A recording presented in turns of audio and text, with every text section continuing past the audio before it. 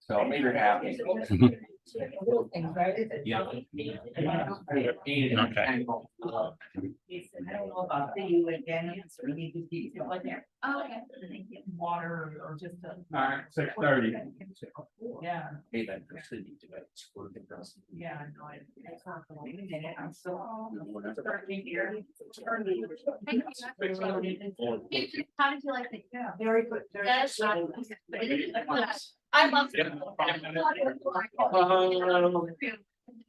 I don't really care. Helayne. Well, I wanted something else. Yes, I can hear you. Do you want to start right away? Or do you want to give it another 2 or 3 minutes, just in case we have any leave riots? We can go either way. How pressed are you for time? I'm not pressed at all. All right, we'll give it another 2 minutes and then we'll get started. Thank you. Thank you for. Okay, sounds good. Thank you.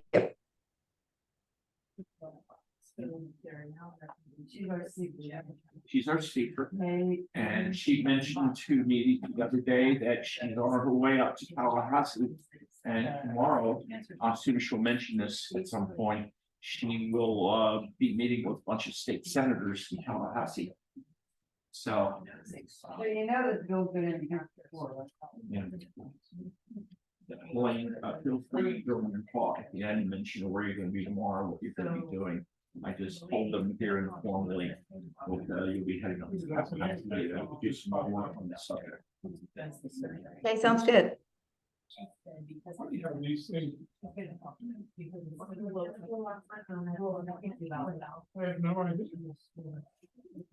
Not been around, Jan, or what? That's what, this is easy. Oh. Thank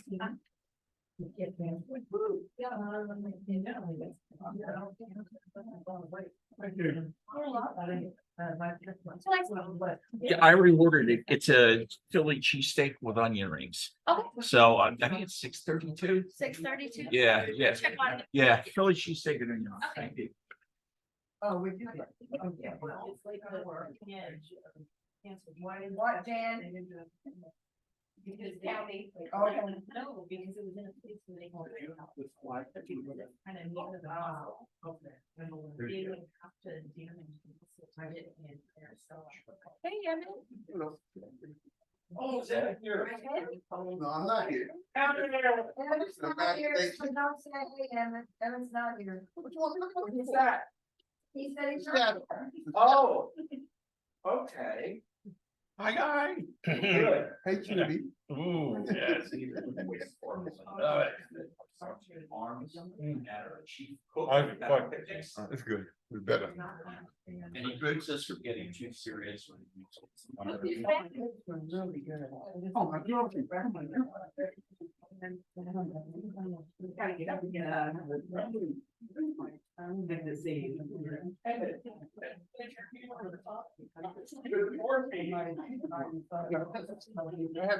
have 2 meetings on the same day. Oh, that hurts. All right, we're gonna get started now.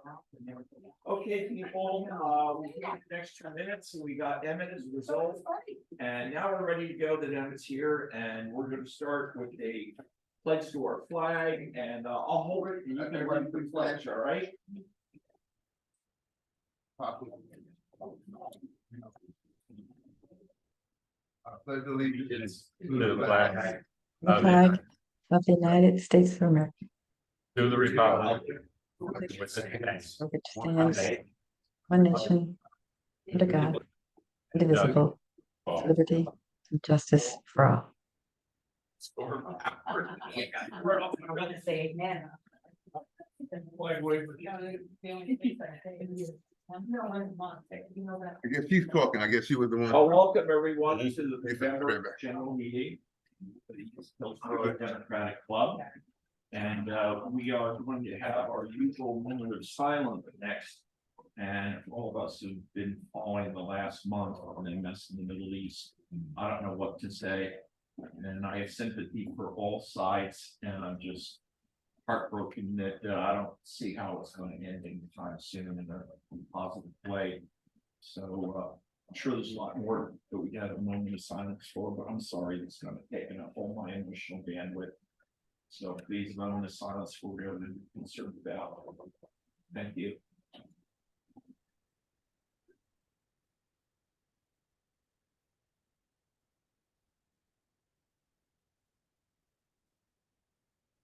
All right, thank you very much. Welcome everybody. Welcome to our guests on the Zoom side of things. See Gwen and our speaker, Helayne, Anita, and I think Gifford. Yeah, Gifford, there's Gifford. Hi, Gifford. And obviously you can see who's here now. Our board members are here. I'm Reed Morgan, the president. This is Chris Radelich here, who is running our Zoom equipment, our vice president, his wife Susan, who's the assistant treasurer. Next to her is Walt Radelich. Sealy. Oh, well, sorry. Walt Sealy. We're all one big happy family, but not. Yeah, not that close. And then Catherine, see, I'm gonna get Susan. Catherine Sealy, our board member, and Vicki Lowry, our board member, and the head of our membership function. Okay, and Janet Mullen, there's Janet Mullen, our secretary, and I think I got everybody. Okay, so welcome everyone, and I'm going to mention now Helayne Ray, who is our speaker. She's the co-founder of Florida Death with Dignity, and we were able to hook up with her, and it was a mutual interest to have her speak today. And I'm going to let you go, Helayne, and I know you also have slides. So do you know you have to co-share or co-hosters so she can share the screen and have some slides? Okay, done. All right, so you can start to talk and he'll get you set up to co-host the meeting so you can do the slides you mentioned me. Okay. Thank you, everybody, for inviting me today. As he said earlier, we did travel to Tallahassee. We got here about an hour ago. I'm in a hotel room. And tomorrow we are meeting with the Senate Democratic Caucus. They invited us to speak to them, and I think there will be about 12 members there for an hour. So we're pretty excited about that. And what I'd like to do today is, once I have the capability, I'll share my screen and I'll start a 20-minute presentation, and then I will open it up to questions and answers. So I'll share my screen.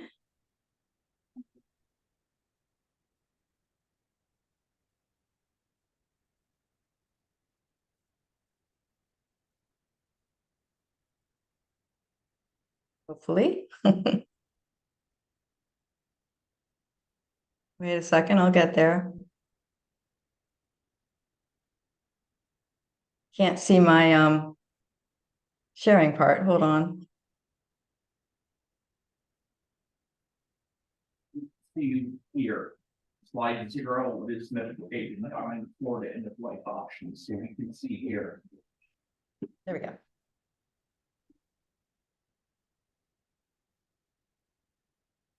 Okay, can everybody see my screen okay? Yeah, can you And see? can everybody?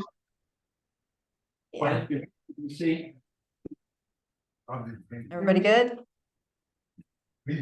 Okay, I'll start.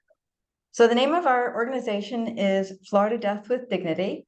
My name is Helayne Ray. I'm one of the co-founders with my husband, Tony Ray.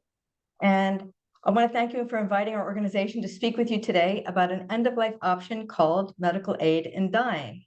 And we will cover the definition of medical aid in dying, the requirements and the safeguards, how it's used, and our responses to various questions that other organizations ask of us. And then afterwards, we'll have time for a Q&A.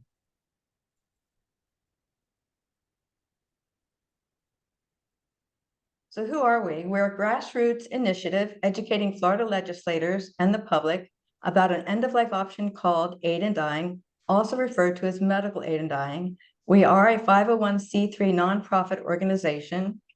And the way we started is a few years ago, back in November of 2020, my husband and I were taking care of my terminally ill aunt.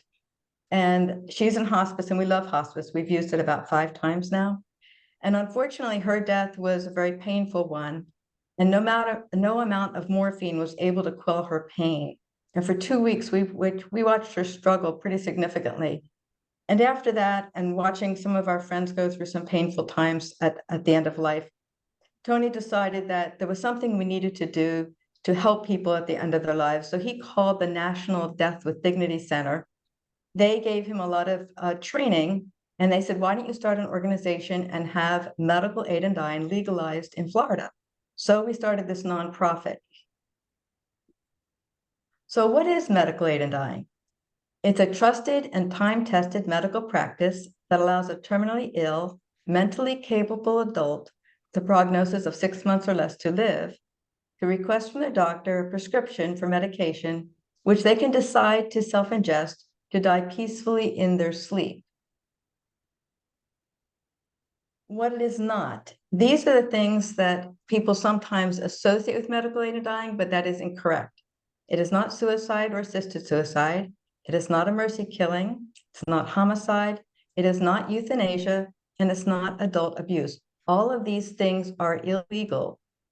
Some people think it's euthanasia, but the definition of euthanasia is you have to have someone helping you take the medication. They're actually injecting it into you or force feeding you. So that's what euthanasia is. Medical aid in dying is none of these. Where is medical aid in dying legal? It's legal in 10 states plus Washington, D.C. The first state to legalize it was Oregon in 1997, and then came the other states after that.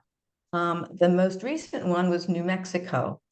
And from 1997 to 2023, data has been gathered about the implementation of medical aid in dying in each of these states.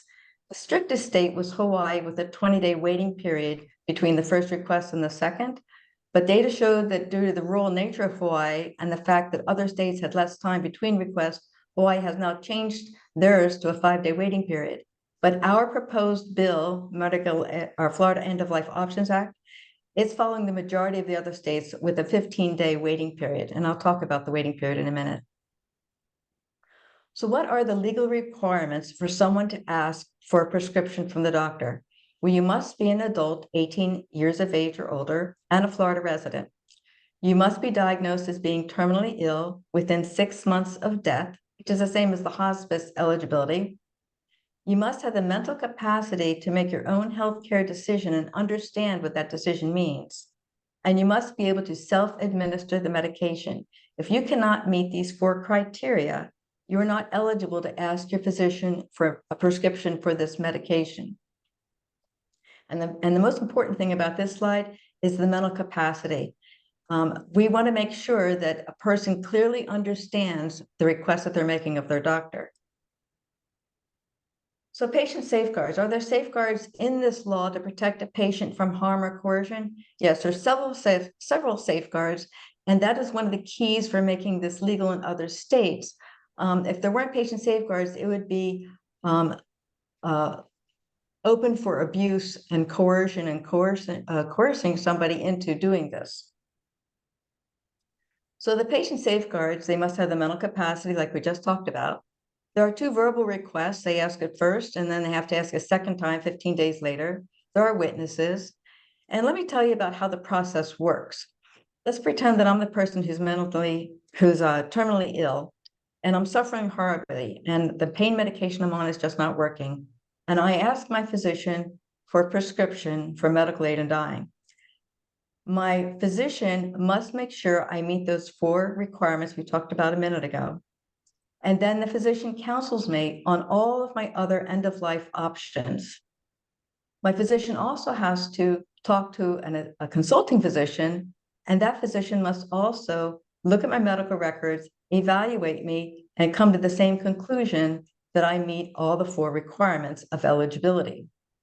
At that point, I have a 15-day waiting period where I can then ask my physician a second time for the prescription for medical aid in dying. My physician will again evaluate to make sure I still have the mental capability to understand what I'm asking him to do. And at that point, he can then prescribe the medication. But before he does that, I fill out a written form. And this written form makes me initialize several categories that say that I, number one, understand what I'm asking for. I understand the repercussions of what I'm asking. I understand that I'm doing this of my own free will and no one's coercing me. There's a few other things that I initial. This is all witnessed by two individuals. One of the individuals cannot be related to me in any manner. They cannot benefit from my estate financially after my passing, and they cannot be anyone related to or be my physicians or any healthcare worker that's working with me. Those witnesses, their job is to make sure that I am signing this of my own free will and no one is coercing me. So after they witness that, then the physician will wait 48 hours before actually writing the prescription and getting the medication. During that time, the physician will counsel me on maybe holding off on having the medication in my house until the day I'm ready to take it. And many people that ask for this prescription have already figured out what day they want to pass away. They've said goodbye to their loved ones. And then they'd ask the physician, you know, this Friday I'm going to do it, I'm ready. And that way the medication isn't hanging around in the house. So what are the safeguards for the medical professionals? Well, the medical professionals, if they follow all the law as it's written, they are protected from any lawsuits or civil or criminal prosecutions and liabilities, either from the people they work for or from the family members of the patient that they helped. And some of the safeguards is there are two physicians, not one, confirming that the patient meets the requirements of the law. And it's also voluntary.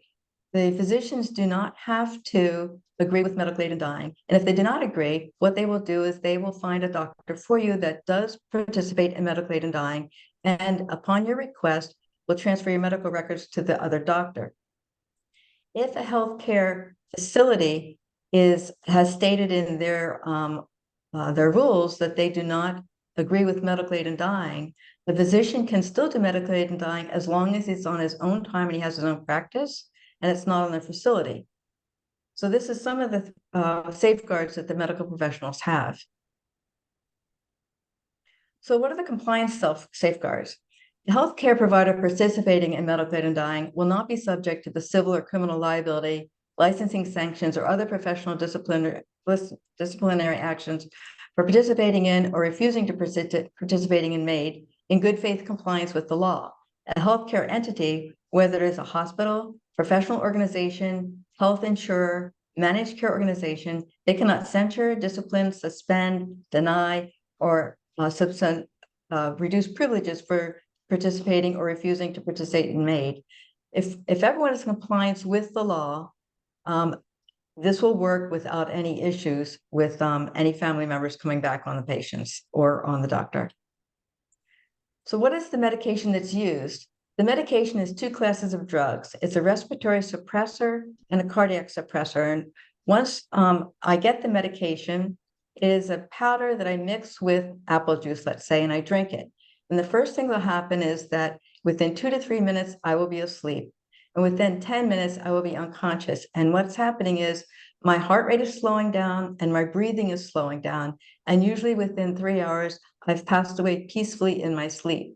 Now, the drugs here is a protocol established by the American Clinicians Academy on medical aid in dying, and it is used by all the physicians that are using this medical aid in dying. So who supports medical aid in dying?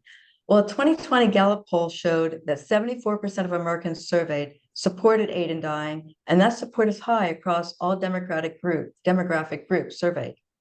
In November 2020, the Medscape survey said that 55% of the physicians support aid in dying. The law's work is intended with no evidence of abuse, undue influence, or coercion. Now, there are an increasing number of disability rights groups that have taken a neutral or supportive stance on aid in dying, and that's because they share the same core values as we do, such as autonomy, independence, and self-determination. Decisions about time and circumstance of death are personal. Competent people should have the right to choose the time and manner of their death. So refusing treatments that hasten death, these terminally people are suffering, but we're hoping that with the law being like it is, that we get it in Florida pretty quickly, and then that would be helpful for all these people that are suffering needlessly at end of life. So the facts, 30% of the patients actually who've received the prescription do not use it. It has been documented that they feel that it has given them a sense of peace, knowing that if the suffering gets too bad, that they have that to use. A 10-year study of medical aid and dying in Washington and Oregon showed that only 1 in 300 deaths were attributed to MAID. And that works out to be like 0.5% of people that, I'm sorry, on 0.5% of the deaths in a state are attributed to medical aid and dying. And in California, for example, in 2021, there were 448 people who ingested the medication out of a total of 280,000 total deaths. So this is not widely used. So what are the other current end-of-life options in Florida? We have the right to decline treatment. You have hospice care. You have palliative care, palliative sedation, and VSED, which is voluntary stopping of eating and drinking. The legal right to decline life-sustaining treatment, like a feeding tube, mechanical ventilation, a pacemaker, dialysis, this is your right to decline treatment. Hospice care, which is compassionate comfort care, as opposed to curative care for people facing a terminal illness with a prognosis of 6 months or less. And I think almost all of us are very familiar with hospice care. And like I said earlier, our family has used it 5 different times, and we highly recommend it for people at end of life. Palliative care is a specialized care focusing on managing pain, symptoms, and the stress of a serious illness for patients of any age and at any stage of the disease. Palliative sedation involves physician administration of intravenous medication to the point of unconsciousness, so the patient has no awareness of suffering. And it's very hard to get a physician to do palliative sedation. VSED, voluntary stopping of eating and drinking, is refusing any foods or liquids to hasten their death under medical supervision. And this takes a strong resolve on the part of the patient and the family. So what are the benefits of aid and dying laws? Well, what they have found is in states where medical aid and dying is legal, it has opened up discussions between the patients, the doctors, hospice, other family members, and it gives a sense of peace to the people that are needing medical aid and dying laws, because now everyone is able to talk about it and work together towards a solution that works for everybody. Medical aid and dying laws enhance the dignity, autonomy, by allowing a terminal ill patient the freedom to die a peaceful death at the time and place of their choosing. Not everybody agrees with medical aid and dying, and the people that don't agree, or the organizations don't agree, for instance, religious organizations, they feel that only God can take a life and that we should not hasten our own death. Well, we respect a person's religious belief not to use medical aid in dying. Freedom of religion permits a person to act based upon their own beliefs and values. So we don't think one person should force their beliefs on another person. So for a person that does not believe in medical aid in dying, we respect their opinion, but we feel that everyone should have the right to their own opinion. Disability rights groups, some of them feel that they may get taken advantage of, they being a group of disabled people, may get taken advantage of if medical aid and dying becomes legal.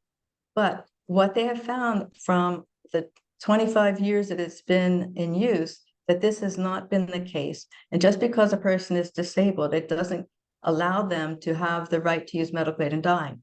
A person has to meet those 4 requirements we talked about earlier. So who gets to decide how we die? Is it the state or the individual? Right now, the states have the option of healthcare regulations. And there are 10 states in Washington, D.C. who have made this law a reality. What we're doing here in Florida is talking with the senators and representatives and educating them about what medical aid and dying is. And what I would like to do before I get into more details about that, I would like to play a video that not a volunteer, but a patient made for us just yesterday. And we're going to be giving it to the senators tomorrow. So give me one moment. I'm going to close this slideshow. And I'm going to open up another one. Okay. So this is Lisa. And Lisa, well, I'll let her speak for herself. This is a 4-minute video.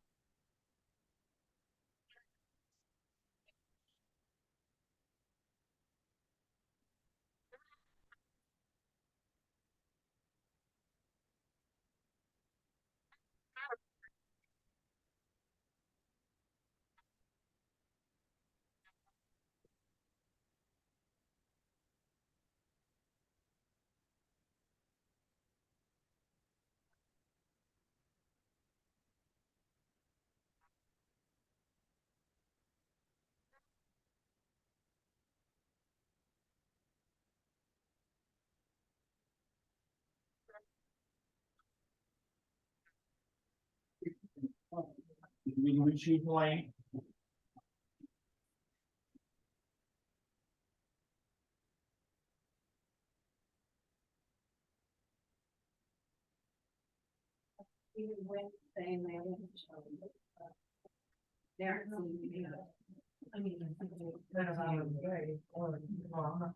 Okay, I just saw your chat. Let me close this PowerPoint. Sorry.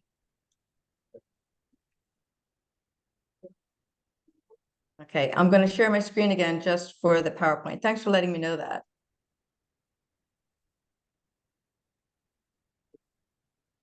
Yes, because we do not see any video.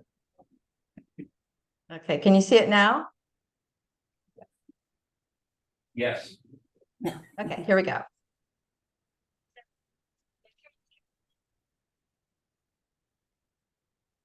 No sound. The cursor is moving, but there's no moving video, there's no audio. The time counter is moving. I'm glad we're able to help you work out the bugs.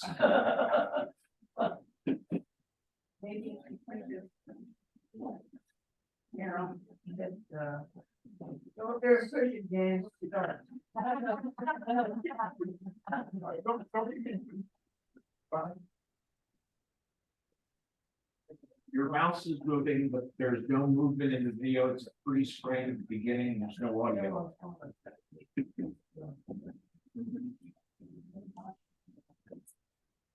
I'm sorry, I could hear you guys talking. Could not you hear her? No, it was a freeze at the first frame. The time counter was moving, but there's no audio and there's no video. So basically, it was Okay, well then, okay, we won't be able to use her then.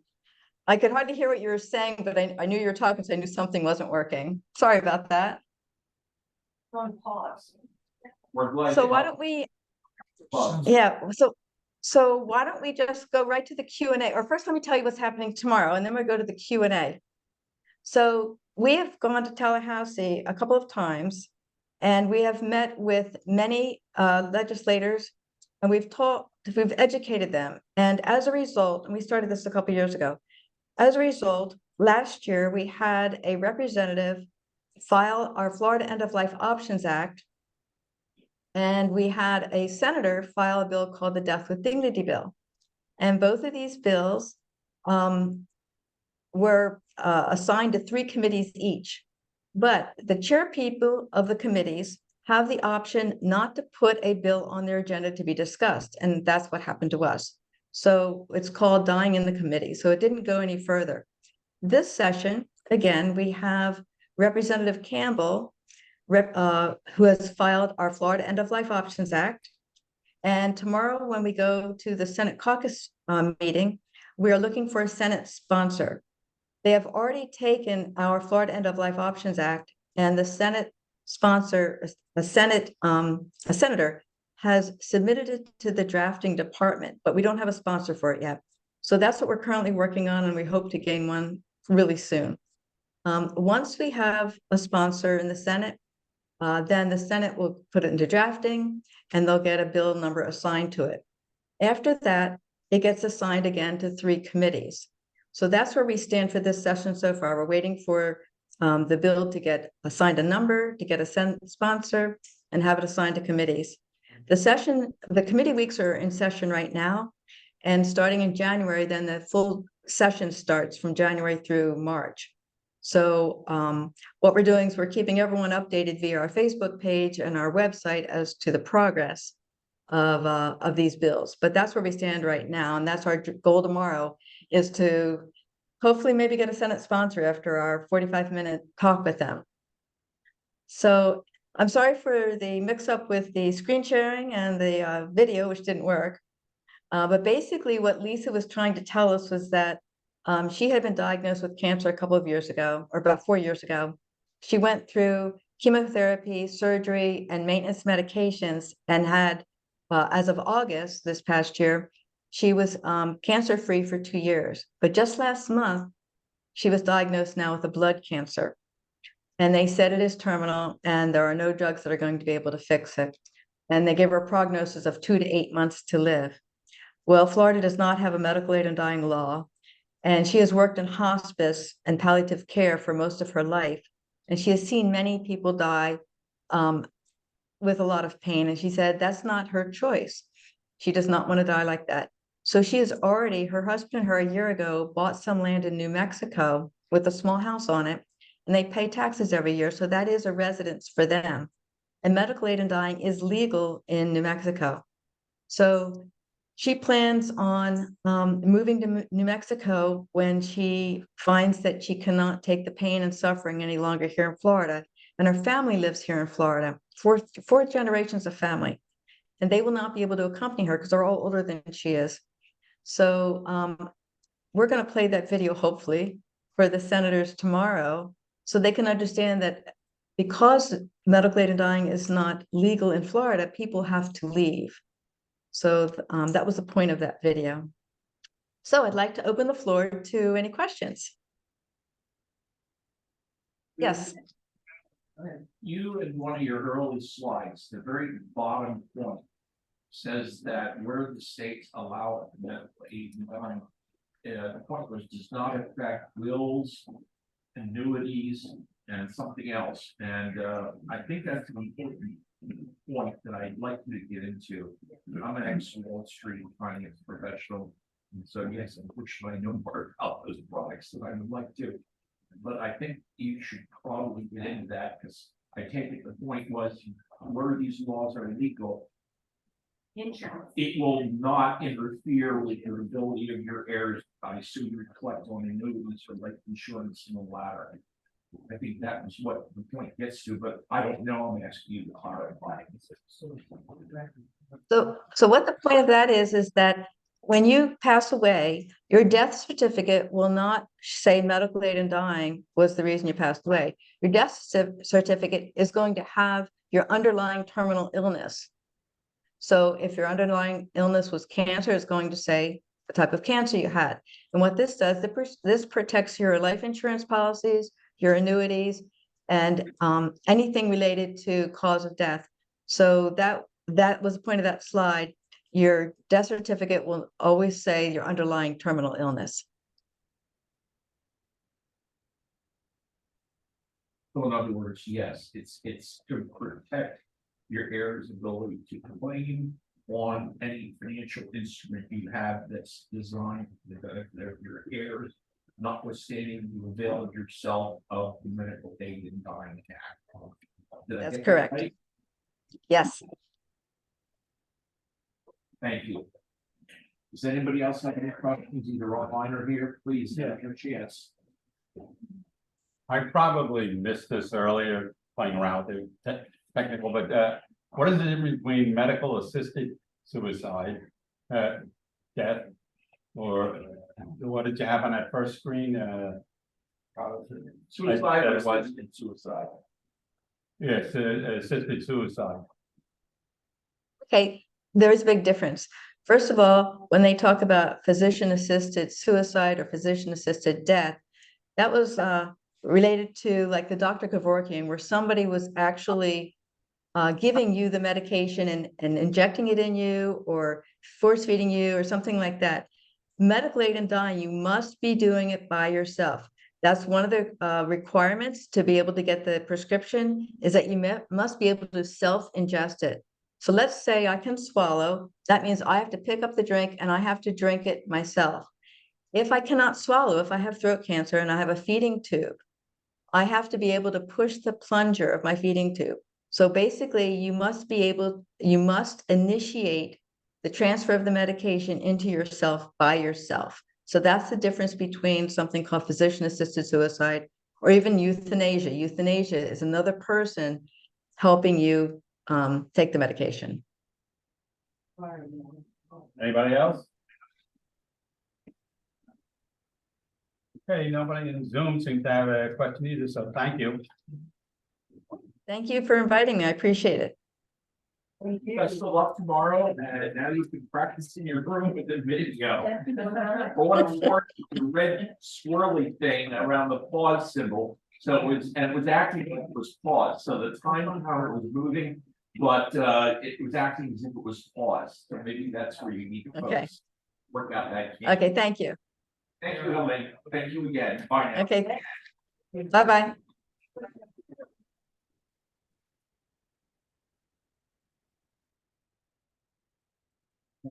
I'm sorry. Go ahead. You had a question? Does it mean I can't sign up my ex-husband in that group?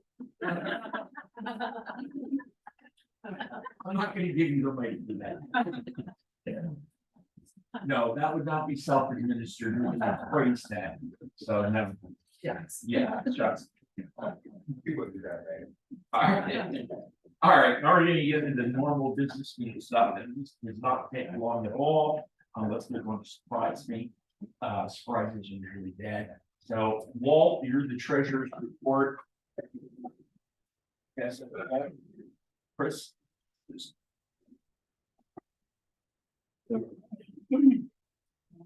Our balance as of today is $2,656.91.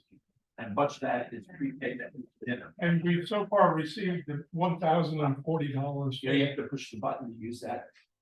There's a button. You have to No, hold the no, button. you don't turn on and off. Oh, okay. Well, she heard me. You want to push the button. All right. You're up next. Yeah, here's the mic. The minutes were approved at the board meeting. That's it. No surprise. A little word. No surprise. Good work. Okay, next was old business. And basically, we kind of just indirectly got into it about our holiday dinner. It is set for December the 12th at the Shrimp Boat. We were there last year. It's at 1020 Bloomingdale Avenue. It's the shopping center on the north side of Bloomingdale. And that little shopping area is just before you get to the CVS there at the corner. And it's in there, and you have to go in a driveway. You can't directly pull into the Shrimp Boat. There's a driveway you get to before, the Shrimp Boat is a little bit further west. You go in the driveway, kind of go around the parking lot, and that's how you get the Shrimp Boat, because I Turn on didn't. Belshow's Road. Turn on Belshow's Road to go behind the CVS. Okay, Driveway's that's right another there. way. See, I come in through Bloomingdale, Yeah, but another way You're is. coming, so you can turn, then we Correct. just can't make that left. All right, so the other way to do it is, if you're going north of Belshow's, across Bloomingdale, you turn behind CVS. That'll take you into the other side of the parking lot that I mentioned. Yeah. That you can also enter on the north side of Bloomingdale if you're going west. That way you're not turning left into traffic. Yep, It's Route 2. and as you know, we quality, I jumped the gun a little bit trying to make sure we got this moving. And I didn't have the complete price of the tax and tip. And a small amount of fundraising for us is $40. If you get the brine pork chop, it's like $1 more. I don't know who picked what, but anyhow. And the PayPal button is set up on our website. I know I've used it as I'm going. And please, if you haven't signed up already, please go ahead and do it. We've got 25. The maximum capacity is 45, so we still have 20 people who can come in. So at this point, if you have another family member and you've only signed up for 2 and you want to go for 3 or 4, feel free to do so at this point. Not worried about being sold out at the very first minute, which I was concerned might happen. So by all means, if you want more than 2 people, sign up for them, that's okay. Okay? Is it only fish or is it? No, there are 5 options and we sent the menu out several times now. Oh, really? Yes, we did. And there's a brine pork chop, there, of course, there's a shrimp, there's a fish, there's chicken marsala. You know, Emmett and I made sure the chicken was in there, Oh, we're not vegetarian. fish people. Yeah. And then the 5th option is a vegetarian option, and it's not fixed, it's like, here's everything we got in the kitchen that's vegetarian. And you know, what do you want from what we gather? And I take it the vegetarians last year. Vicky, you're one of them? Are you vegetarian or? Yeah, I like vegetables, but I'm a meat person too. Okay, who is the vegetarian? Different. Oh, different. Gifford. Yeah, you know, one of the 2 people that had it last year said it worked out better. Regina Richter, that's what we picked up. Regina is vegetarian, and she said it worked quite well. She's very pleased. So if you're a vegetarian, I don't think you'll be disappointed. There's a lot of choices. I personally met with the chef and he said, "You do a great job for vegetarians." Okay. All right. Does anybody have any questions on the holiday dinner? What time is it? Basically, it's 6. Get there at 6, because that's what we basically, the board meeting said, same time as the normal meeting. Only instead of being here at 6, we'll meet at the restaurant at 6. And actually, it works out great for short boat, because then we're out of there by a reasonably early time, so to speak, and they can fit in another event in the room. Okay. All right. Okay, now you can go to our website. And there is which is easthillsborodems.org, and you'll see a menu item for the holiday dinner, which you can also look at the menu at that time from there, plus pay from PayPal. If you prefer, and it actually is preferable for us, if you can send it by check, you can do that. The address is also on the home page of that website. And if you want to bring something for a door prize, bring it. Where the club is going to be supplying one, and anybody, well, no, we're supplying one. As an individual.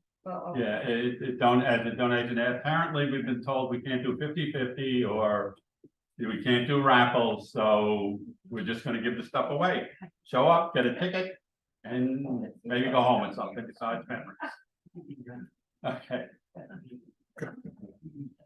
All right, if there are no further questions on the holiday dinner of the 12th, the next normal course of business item, which we do every year, is our dues. And the dues are due on a calendar basis. If you've already paid the last few months, you get credit obviously for the rest of this year and the entire calendar year of 2024. Dues are supposed to be in by January the 15th to be a continuing voting member in good standing. If you're late, well, you won't be able to vote until you come current with the dues.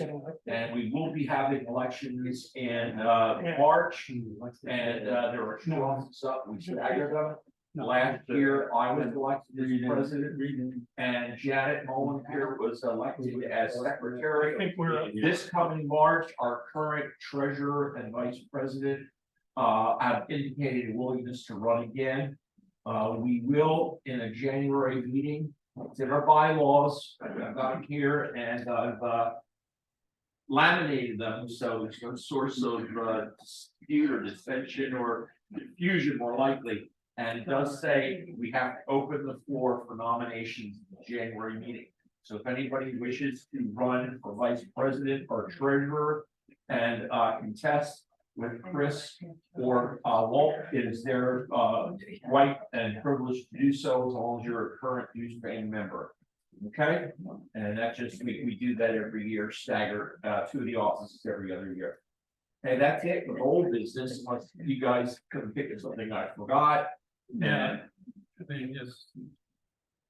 we are calling all our members, past members, and anybody who ever was foolish enough to give us their phone number to come to the meetings every month. And we have a new caller. Gwen has done it. Gwen, would you like to talk about your experience for a minute?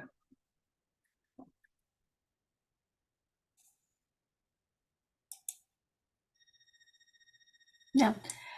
I found everybody on my list to be very pleasant, had some very good conversations. I do want to get with you, Chris. I think there's a couple of numbers that aren't good for the people because I called them several times and couldn't get through. You know, just got you know a busy thing. But yeah, I welcome anybody to join and make calls because it's kind of fun to talk to the different members and encourage them to join the meeting by Zoom or to come in person. One of these days I'll get there in person. Thank you. And I'd like to thank Angel Lewis too. She's one of our members. Maybe would you like to say something?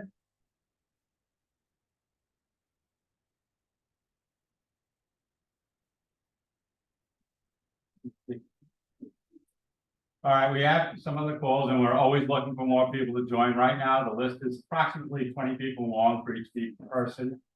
And the more we get, the better it is.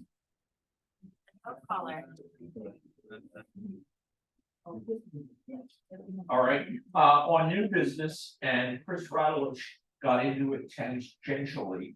As the president, I am obligated to also attend the steering committee meeting, which is a much smaller body that meets the week before our general meeting. Our general meeting was last night. It was moved up a week this month because of Thanksgiving. So the steering committee was the week before. And actually it was the steering committee prior to that one, because that was also the day of our board of directors meeting here at the club. So I was obviously at the board of directors meeting for this club instead of the steering committee. But for the previous month, Ian Townsend was very, very firm in that the Florida Democratic Party is stressing to the county chairs that we must not ever hand out a ticket for anything that we take money for in return. If we give a ticket out for a free door prize, that you just show up, and I've been doing the general meetings, like have a bottle of wine or a political book that I've been donating, and they hand out the ticket and people pull and hack and win it. That's okay. We cannot do 50-50s. We cannot at our picnic sell tickets, and the more tickets you get, the better the chances of winning a particular basket. We did not do that, April. Vicki Lowry was well aware this was an issue, and she ran it in such a way that we were compliant with the law. It was a silent auction, and you can do an auction that, you know, the winner wins, pays money, and gets it. That's legal. You cannot do what they consider under current Florida law to be gambling. And the reason we care, Ron DeSantis's political Gestapo police needs something to do. And what something they're going to do this election year is look for any Democratic entity that violates Florida law and sells a ticket for money for anything, and they're going to come down and make life very unpleasant. And there are civil penalties, and the people that are officers or on the board of clubs or caucuses that do this are going to get nailed, and that will not be me. So there will be no tickets sold for any money whatsoever, as long as I'm president of this club for the next year that I'm president. Okay, we don't have a choice. We don't have to like it. It's DeSantis and how bloodthirsty you think could be to come and take swipes at us if we're dumb enough to violate the law. Okay, so sorry. I was beat around the head, not personally, but as a club president, and it's my job to make sure all of us, both at the board level as members, understand you don't want to be buying tickets for anything you're involved with when any HCBC activity, and you should tell anybody that tries to sell it to you that they're violating the law. I am mentioned, she knows a lot of this is going on, a lot of clubs and caucuses are doing 50-50. But frankly, she's covered her legal ass, and I don't blame her in the slightest. And I've covered my legal ass as president of this club. If somebody else wants to chance the law and face a vindictive DeSantis, who's probably gonna lose his campaign very shortly. Hey, he's got nothing else to do. Don't make yourself a target, and I'm sorry for concept getting good. Coming from a financial background and lawyers and legal and lawsuits and all that stuff, it's serious stuff, okay? So now I'm done on that, and I apologize for raising it. I have no other new business on the agenda, and the board members didn't see any other to add. Does anybody on the board have anything they want to discuss at all? No? All right, does anybody on our Zoom audience, do they have anything they would like to add? And if there is not, well, then we can adjourn. And if anybody wants to hang on and just talk about what's going on in Florida, national or world situation, we can do that. And if anybody wants to leave, that's fine too. Hand it to Chris. Okay, we're still doing petition drives. I believe the one on marijuana has got enough, but it never hurt to have more. But there are 3 petitions still being circulated: the marijuana, the fresh water, and the abortion rights. If you haven't already signed it, you can send it to my email, cradulich@yahoo.com, and I can send you the PDFs for it. If anybody here hasn't signed those, I have some copies here. I have another informational tidbit on the abortion petition. It was mentioned at the general meeting last night. I think we have about 200,000 signatures. I think they need, if I remember from the previous month, 400, but our goal is to get 600 because we're pretty sure the reputes in Tallahassee are going to do their best to throw a bunch of them out because they obviously do not want this abortion amendment on the ballot because they know they'll get clobbered and they'll get killed, which is what happened in Virginia and in Ohio. We can count on, once again, good old Ron has nothing else to do. They're going to fight like hell to keep that abortion petition off the ballot in November. So this is so important, not just for itself, which of course is important. I got 4 daughters, 2 granddaughters, so I got a personal stake in this, and I'm an LGBTQ family as well. But because it will get people out, and maybe we can start to take some offices back and not become this red monstrosity state that we've been for the last few years. This abortion petition is our way to start to attack that where they're weakest, and they know it. And Ron is worse than the rest. Virginia guy got his butt kicked because he wanted 15 weeks. Now, isn't that a reasonable compromise? Well, we know that Meatball Ron passed a 6-week ban, and we want to hang that around his neck and get a nice 4-foot red hot poker and put it you know where and make them cry ouch. And because I'm an older person, I apologize. Okay, so that's all I have. Janet, now let's speak. Our secretary of the past months, Janet Moore. Yes, I wanted to know about vote by mail and volunteering because they said they were going to contact us and give us and I wondered, since Craig Latimer sent all these letters out, if that kind of preempted us volunteering. No. No. What do you mean, no? No. For a while. No. I mean, you asked a question. I know the answer. You know, okay, tell us. Okay. Explain. Okay. Got upset. No, I'm definitive. If I know something, I say it. If I don't, I will say I'm coming.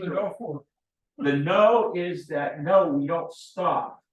Okay, we keep going. It's that important. Now, the good news is, this was also last night, because of everything that we have done, and just recently, Craig Latimer has just sent out again. Okay, we are now up, and unfortunately, the Republicans are exactly where we are. Exactly. We are at like 59% of previous mail by ballot voters have re-signed up, and the repubes in Florida are 58%. So just a few months ago, it was pathetic. we were below 15% or 10%. It was pathetic.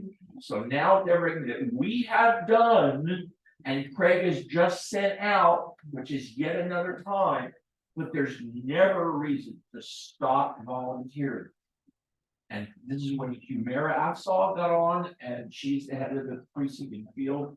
And I don't volunteer as much as I used to, with bloody representative flyers, but I still help out a little bit. And she said, we need to keep going. Phone banking is critical because nobody answers the phone, but if you go on the voicemail and tell them that, hey, you have to sign up again. Everybody they contact, they basically say, we didn't know that. Of course, Juan is gonna tell you he basically put a surprise in your basket, okay? So people continue to phone bank and just leave a voicemail. Hey, did you know that you haven't done it yet? Because we're only at 59% and that's not 100%. So the answer to your question is keep volunteering. Well, I was supposed to get lists. I don't know if the rest, I didn't get any lists. I didn't hear from Regina or anybody involving that. So I was ready to do it and, I can help. so. At least. Okay. I heard the November 30th, the end of the count anyways. It's what? Is November 30th the cutoff date No, there is no cutoff date. for signatures? No. Where'd Oh, I? okay.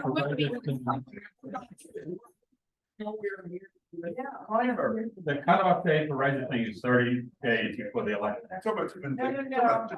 Vote by mail. She's talking about vote by mail. Yeah, we're talking about vote by mail. There's no cutoff date in the next 6-7 months. I assume the primary is August. If you haven't put in a request, I assume it's around May or June. Talking about that. Well, then what are you talking about? Never mind. Okay. You fell asleep back there. That's what I was talking about. Okay, so the answer is, hey, now we're at a respectable level, but 59% is not 100% of where we were before DeSantis did this stuff. Yeah. The good news is the Republicans are in the same boat, but they're at 58%. So that's why I definitively said, no, it's not time to quit. No, I didn't want to quit. Okay, either getting them to sign up for vote by mail, nor the abortion petition. So I don't know about you guys, you might have started following my personality when it comes to maggots. I am proud trouble here. Trouble says that like it's a bad thing. It's not. I hate Trump and disease. You know, I on the vote by mail, I must have mailed out well over 400 to 800 emails. Are we gonna do that again, or because it doesn't say, nobody's gotten back in contact with me with that either. Yeah, I saw it on the news, and then. Yeah, Regina, not Regina, Regina, by the way, belongs to the end of the month. She's visiting family. And but Lauren Wick, who's the other co-director for Region 5. Lauren did send me an email and she asked me to, not only do your Region 5 precinct, which for me is 707, I've done 703 within Region 6, and I've done 707 within Region 5. She said, I'd like to do every other precinct that I've got. No, I'm raising a 1-year-old, literally, who's the last thing, I'm the last thing she sees. I sleep in the bed next to her crib. She sees me in the morning. I've never been a full-time parent before. I was an investment banker. I'm having a hell of a good time raising a 1-year-old. So no, I'm not gonna do every precinct in Lauren Wick's app. But since you guys asked, I will tomorrow go in and find what she sent me and I'll start distributing it out to everybody here. Now, I don't wanna duplicate. And but you know, I can just say, here's her list, there's everything that hasn't been done yet, just grab a few, because she said, I know you do that.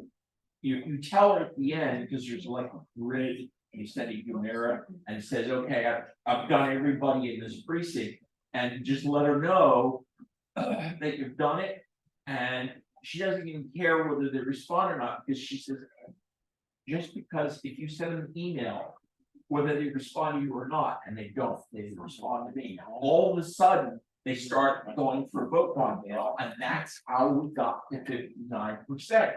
We didn't get there because of Craig Latimer in the last 2 weeks. We got there on our own.